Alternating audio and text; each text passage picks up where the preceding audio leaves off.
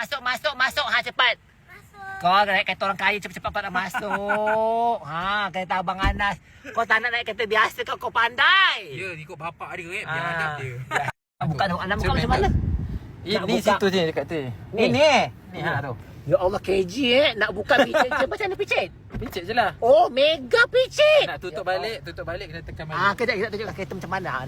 Anas tak nak tunjuk kereta, dia tunjuk dulu kereta. Tak naik kereta mahal. Belakang ni macam ni. Apa dia? Ada macam tu. Sekejap, isi bagi kamera. Ya. Macam nak buka? Macam ni. Macam mana? Ada Macam mana? TV. Macam mana TV? Dia macam tergelap. Setuju. Tak boleh cakap je lah macam mana? Ada TV. Oh, ada TV. macam telefon tu. Macam tadi. Hebat. Tengok lawannya kereta ni nak beli nanti.